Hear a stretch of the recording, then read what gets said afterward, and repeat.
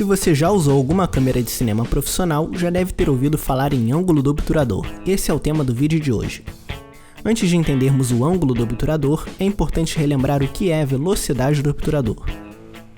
Na câmera fotográfica, existe um mecanismo chamado de obturador, que parece uma janela e fica em frente ao sensor da câmera, evitando que a luz passe.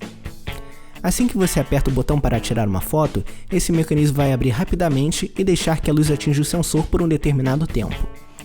Então, o papel do obturador é dizer por quanto tempo o sensor vai receber a luz. Esse tempo é justamente o que chamamos de velocidade do obturador, e é medido em segundos. Por exemplo, se eu disser que a velocidade do obturador é de 1 segundo, significa que quando eu tirar uma foto, o obturador vai ficar aberto por 1 segundo. Além disso, a velocidade do obturador vai influenciar no motion blur, que é mais fácil de explicar usando um exemplo. Aqui eu tenho duas fotos, a primeira que teve o obturador aberto por mais tempo e a segunda que teve o obturador aberto por menos tempo. Perceba que a única diferença entre as duas é essa mancha que fica no objeto, e isso é o motion blur. Quanto mais tempo o obturador ficar aberto, maior vai ser o motion blur, ou seja, esse desfoque que fica nos objetos em movimento. Tá, mas o que é o ângulo do obturador? É praticamente a mesma coisa, só que é feito exclusivamente para as câmeras de cinema. Vale lembrar que o vídeo nada mais é do que uma sequência de fotos. A câmera de cinema funciona tirando várias fotos por segundo e quando você passa todas essas fotos rapidamente, vira um vídeo. Por padrão, uma câmera de cinema tira 24 fotos por segundo. Antigamente, quando não tinha as câmeras de cinema digitais, tudo era filmado em película. E assim como nas câmeras fotográficas, as de cinema também tinham um obturador, que controlava a quantidade de luz que cada frame recebia.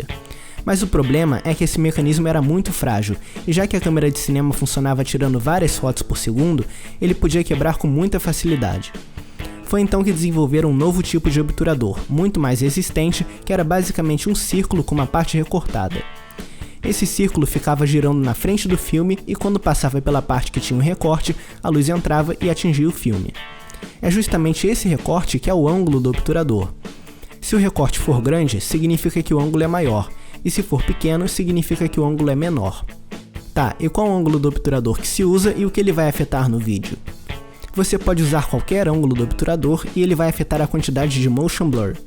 O ângulo mais usado é o de 180 graus, que tem esse formato de metade de um círculo. O único motivo de usarem muito o ângulo de 180 graus é porque ele cria uma quantidade de motion blur razoável, que não é nem pouca nem muita, e aí já nos acostumamos a isso. Mesmo assim, você pode usar qualquer outro ângulo.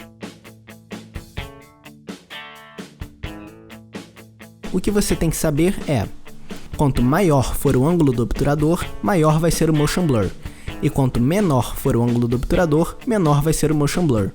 Com isso, você já pode fazer suas próprias escolhas de qual ângulo usar, mas lembre-se que a maioria das pessoas usa o de 180 graus.